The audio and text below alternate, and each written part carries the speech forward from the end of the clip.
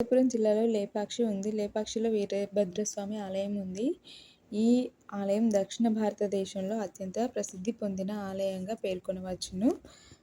శిల్ప కళాకారుల అద్భుతమైన కళా నైపుణ్యానికి ప్రతీక ఈ ఆలయము.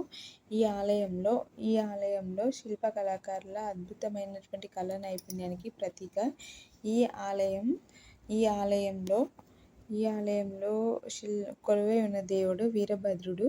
వీరభద్రస్వామి ఆలయం లేపాక్షి నగరానికి దక్షిణం వైపు నిర్మించబడింది. ఈ దేవాలయం తాబేలు ఆకారంలో గల గ్రానైట్ శిలపై తక్కువ ఎత్తులో నిర్మించబడింది కనుక దీనిని కూర్మశిల అంటారు. లేపాక్షిలో ఉన్న వీరభద్రుని ఆలయాన్ని క్రీస్తుశకం 15-16వ శతాబ్ది మధ్యకాలంలో విజయనగర సామ్రాజ్య ప్రభువు అచ్యుతరాయల కాలంలో పెనుగొండ సంస్థానంలో కోశాధికారిగా ఉన్న విరూపన్న కట్టించాడని ప్రతీతి. ఈ ఆలయం చక్కటి శిల్పకళకు రమణీయకారిగా ఉన్న రమణీయకరమైన ప్రదేశం. ఈ గుడికి చాలా ప్రత్యేకతలు ఉన్నాయి. ఇక్కడ మూల విరాట్టు వీరభద్ర స్వామి గుడి లోపల ఒక స్తంభానికి దుర్గాదేవి విగ్రహం చెక్కబడి ఉంది.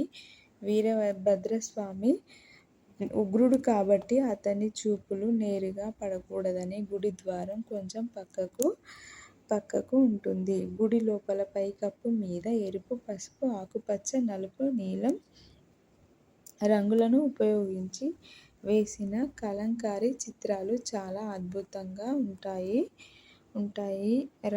ఈ ఆలయంలో 100 మీటర్ల దూరంలో పెద్ద నంది విగ్రహం చెక్కబడి ఉంది. ఈ నంది విగ్రహం 15 అడుగుల ఎత్తు, 32 అడుగుల వెడల్పున విస్తరించి ఉన్న బ్రహ్మాండమైన విగ్రహం. ప్రపంచంలో ఉన్న అతిపెద్ద విగ్రహాల్లో ఒకటిగా ఈ బసవయ్య విగ్రహాన్ని పేర్కొనవచ్చు. ఈ గుడికి ముఖ్య ఆకర్షణ వేలాడే స్తంభం.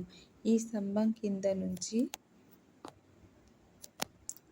మనం ఒక తువ్వాలును అతి సులభంగా తీయవచ్చు. లేపాక్షి ఒక మంచి దర్శనీయ స్థలం. అక్కడ కొలువై ఉన్న వీరభద్రస్వామి మహిమ గల దేవుడు. లేపాక్షి అనే పేరు రావడానికి 2 రకాల కథలు ప్రచారంలో ఉన్నాయి. సీతమ్మ వారిని అపహరించుకుపోతున్న రావణాసురునితో యుద్ధం చేసి జటాయువు అక్కడే పడిపోయాడని రాములవారు జటాయువు చెప్పిన విషయమంతా విని కృతజ్ఞతతో లేపాక్షి అని మోక్షం ప్రసాదించిన స్థలం.